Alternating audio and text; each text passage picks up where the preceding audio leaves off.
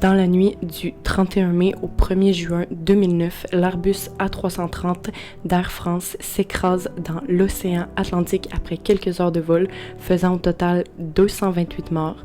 Encore aujourd'hui, c'est le crash le plus meurtrier d'Air France. Restez dans cette vidéo-là si vous voulez en savoir plus.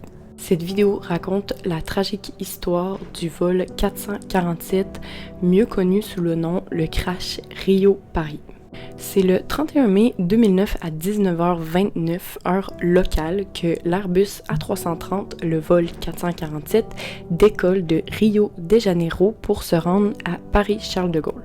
Le vol était censé durer 10h34. À bord, il y avait le commandant de bord, qui est le plus haut placé dans l'avion, si je pourrais dire. C'est un pilote dans le fond d'avion. Et avec lui, il avait deux copilotes. Il y avait des membres de l'équipage pour un total de 228 personnes à bord de l'avion.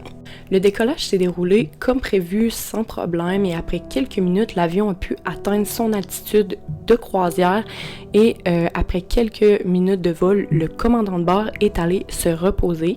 C'est une procédure assez normale pour les avions. Quand ils sont en altitude de croisière, le danger est comme écarté et donc le commandant de bord peut aller se reposer en premier parce que souvent c'est lui qui va prendre les manœuvres pour les phases un peu plus compliquées et l'atterrissage. Donc des fois ça arrive qu'on sait qu'il va y avoir par exemple une zone avec beaucoup de turbulences, le commandant de bord il va être présent et aussi pour l'atterrissage. Donc c'est pourquoi qu'en général le commandant de bord c'est lui qui va aller se reposer en premier. Après quelques heures de vol, l'avion rentre dans la zone qu'on appelle la zone de convergence intertropicale, qui est connue pour sa météo très difficile, donc beaucoup de vent, de pluie et surtout des masses d'air chaude. L'air chaud, ça réduit la portance de l'avion. La portance, voyez, un peu comme un plancher qui nous maintient dans les airs. C'est ce qui fait que l'avion vole, c'est ce qui fait que l'avion décolle et c'est ce qui fait en fait qu'il est soufflé vers le haut et qu'il ne tombe pas en chute libre si par exemple les moteurs se coupent. Donc à ce moment-là, les pilotes s'attendent à de fortes turbulences. C'est déjà prévu, ils l'ont fait dans leur checking au début à l'aéroport. Ils savent, dans ces cas-là, les pilotes vont souvent demander de contourner la zone si c'est possible. Par exemple, d'aller plus vers la droite ou vers la gauche ou même de monter, descendre. Souvent, ça va être accepté. Il y a même des avions aujourd'hui qui détectent les turbulences avant les humains et qui automatiquement vont faire descendre ou monter l'avion. Ça dépend de la technologie. À ce moment-là, le commandant de bord est toujours en train de se reposer et les copilotes gèrent la situation. Le problème qui va se passer ici dans cette zone-là, c'est qu'il va y avoir un givrage des 3 sondes pitot. Les sondes pitot, c'est ce qui permet de calculer la vitesse de l'avion, qui est justement une pièce très importante parce que si on ne connaît pas la vitesse de l'avion, on ne sait pas à quelle vitesse on ne sait pas à quel angle on peut monter ou descendre ou même tourner. La vitesse est très importante ici parce que si on a un angle d'attaque, donc si l'angle d'attaque, vous pouvez le voir comme quand on monte par exemple, si l'angle d'attaque est trop élevé par rapport à la vitesse, l'avion risque de se mettre dans une situation dangereuse qu'on va appeler le décrochage. Ça veut dire la perte de portance. Lorsque les sondes pitot sont givrées, il y a une procédure d'urgence qui se passe, qui est la déconnexion du pilote automatique pour que les pilotes reprennent la situation, qui sentent leur avion et qui jugent un peu de la vitesse. Le problème ici, c'est qu'il va y avoir une malfonction des pièces et il va y avoir un affichage de la vitesse dans le cockpit et ça va montrer que l'avion est en survitesse. Quand un avion est en survitesse, ce que les pilotes vont faire, c'est qu'ils vont monter, donc incliner légèrement l'avion pour que l'avion ralentisse. C'est un peu comme nous quand on monte une côte en auto, on finit toujours par ralentir. Le pilote va tirer sur le manche en pensant qu'il est en survitesse, alors qu'au final, il n'y est pas du tout en survitesse, ce qui fait que l'avion est dans une position très dangereuse. Son angle d'attaque est beaucoup trop élevé pour sa vitesse, il va pas assez vite, et donc l'écoulement d'air se fait pas de la bonne façon et donc la portance disparaît et l'avion tombe dans la situation que je viens de vous dire, la situation de décrochage. À ce moment-là, la situation dangereuse peut être rattrapée pour retourner dans une situation sécuritaire. Mais il va y avoir un enchaînement d'actions qui va se passer qui vont faire qu'au final, l'avion va rester dans une situation très, très, très dangereuse. L'alarme de décrochage à ce moment-là va retentir plusieurs fois dans le cockpit, mais les pilotes vont pas en fait savoir quelle est cette alarme. Ils vont pas comprendre qui sont en situation de décrochage et donc ils vont penser qu'ils sont encore en survitesse et donc va tirer encore plus sur le manche et donc va rester dans la situation de décrochage et même vont empirer la situation.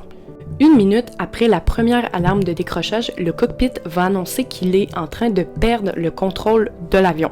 À ce moment-là, le commandant de bord va revenir dans le cockpit, demander la situation, il va aussi entendre l'alarme de décrochage, il va pas non plus comprendre et surtout, tous les pilotes vont pas comprendre qu'ils sont en train de descendre. En 4 minutes, l'avion va perdre 8000 mètres d'altitude, sachant que la vitesse de croisière moyenne d'un avion, c'est de 10 000 mètres à 12 000 mètres. Et donc, quand on est rendu à environ 4000 mètres d'altitude, c'est surtout parce qu'on vient de décoller ou on va atterrir. Mais surtout, les vitesses doivent changer.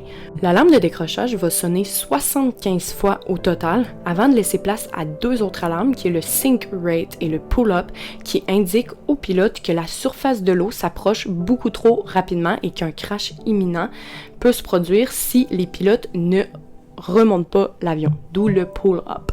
Ce n'est que 10 secondes plus tard que l'avion rentre en collision avec l'eau à 281 km/h, tuant les 228 personnes sur le coup. Le crash aura lieu en 4 minutes 23 secondes exactement sans qu'aucun pilote n'ait compris la situation. Au début, les personnes qui géraient un peu l'enquête ont déterminé que personne ne s'était rendu compte de la situation autant dans le cockpit que dans la cabine. Donc que les passagers ne s'étaient pas rendus compte du crash et qu'au final, ils étaient morts sans vraiment souffrir ou avoir peur. Par contre, ensuite, on va se rendre compte que, en fait, le commandant de bord, il n'était pas censé revenir aussitôt. Et donc, peut-être qu'il a senti qu'il se passait quelque chose de mal avec l'avion. On va aussi se rendre compte qu'en fait, il y a eu plusieurs appels anormaux provenant de la cabine et qu'aucun pilote n'ait répondu. Alors peut-être encore une fois que les membres de l'équipage, donc les stewards et les hôtesses de l'air, se sont rendus compte de la situation ou voulaient peut-être que les pilotes fassent un message pour rassurer les passagers, mais ces appels n'auront pas été répondus. Donc, on ne sait pas si les passagers se sont rendus compte de la situation. Par contre, ce qu'on sait, c'est qu'il n'y a pas eu de cris dans la cabine. Donc, c'est quand même rassurant. Les causes de l'accident sont multiples. Souvent, un crash aérien n'est pas causé par un seul problème, mais une accumulation de situations. Et c'est exactement ce qui s'est passé ici. Premièrement, il y a eu le givrage des sondes pilotes qui a venu brouiller la vitesse et donc les pilotes pensaient être en survitesse alors qu'ils ne l'étaient pas. Il y a eu des mauvaises actions provenant des pilotes et surtout, en fait, ils n'ont pas compris la situation. Ils ne connaissaient pas l'alarme de décrochage et donc jamais qu'ils ont pu penser que l'avion était en décrochage. En 2009, d'ailleurs, en fait, les gens pensaient que c'était impossible qu'un avion tombe du ciel comme ça, donc qu'il soit en décrochage. Mais alors que ça se peut, évidemment c'est très très rare parce qu'on suit des procédures très précises, mais ça l'arrive s'il y a des mauvaises actions des pilotes. Aujourd'hui, je vous rassure, sur les avions, on a ce qu'on appelle le MCAS, qui fait que l'avion, en fait, ne va jamais se mettre en danger de décrochage. Sur les Boeing, il va avoir le manche qui va vibrer, donc les pilotes pourront plus pousser pour monter l'avion et donc pourront pas causer la situation de décrochage. Et sur l'Airbus, l'avion va se positionner par lui-même dans une position sécuritaire. Alors aujourd'hui, il y a beaucoup de trucs faits pour que ça soit très sécuritaire, donc n'ayez pas peur. Le crash Rio-Paris aura permis du moins de prévenir plusieurs autres accidents, donc les décrochages, parce que à ce moment-là, on s'est rendu compte que le décrochage était possible et qu'il fallait absolument mettre des mesures pour éviter tout ça. J'espère que vous avez aimé. N'hésitez pas à aimer, commenter et si vous voulez plus d'histoires, mettez-le en commentaire.